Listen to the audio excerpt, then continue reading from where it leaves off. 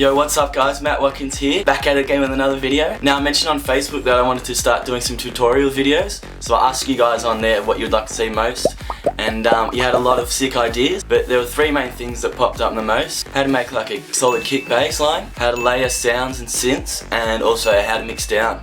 So I thought I'd put together like a little series just to kind of run through these things like real quick and easy, just sort of like to give you the basics, and then from there you can take it further. But yeah, I don't know everything perfectly, so I'm just going to show you how I do things and just try and make it really easy for you guys to follow through. So yeah, this is the first episode on how to make like a really basic bass line. It's going to be really simple, but from there you can sort of take it wherever you want and like change it the sound. But I want to show you how to make your own from in it rather than using a preset and all that sort of thing. So yeah, let's get into it. Let's do it.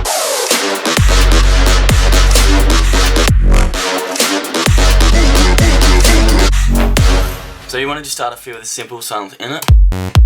For some reason whenever I record it makes this like clicking sound which I can't change, so we're just going to have to deal with it.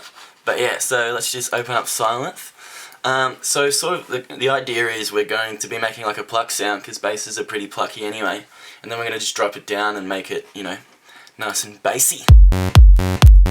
So the idea to start off with is just sort of get a pluck sound. So change your filter type to low pass, and then change your envelope to cut off AB. Now turn this up wherever, so you have to play around a bit. Hang on, let me just solo out this bass. So yeah, just play around with these a bit till you're happy with the sound.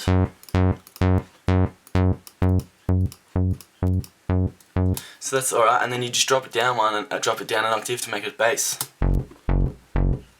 Now you gotta play around with these depending on what sound you want. If you want a lot of high end, like a really bright bass, you know, you turn these up a lot.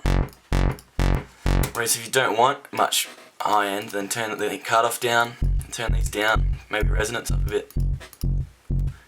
It all depends on what sort of sound bass you want. So we'll just sort of go in the middle for now.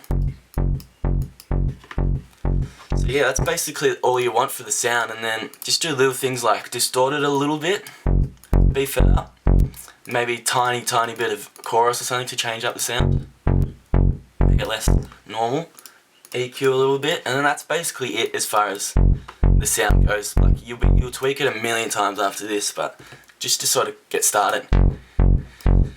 So yeah, you can sort of stop there and then change that sound around and do whatever you want, or we can keep going and like what I do sometimes is I'll duplicate that, and then I'll use one for the high end of the bass line and one for the low end. So let's grab this and chuck on an EQ and just cut out all the lows.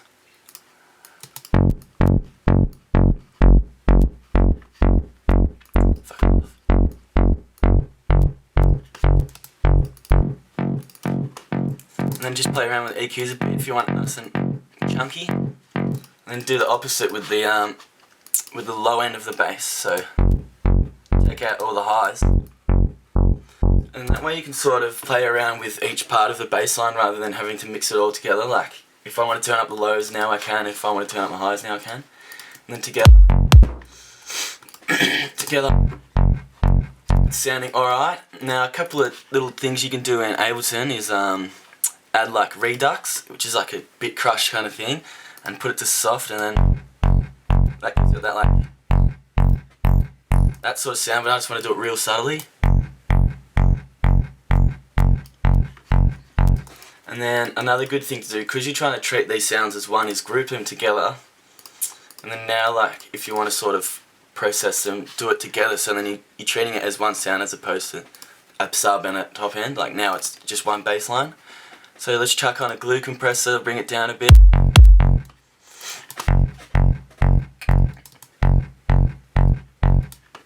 And maybe bring up some.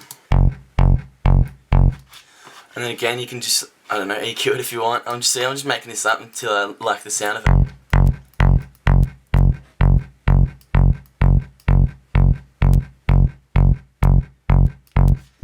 See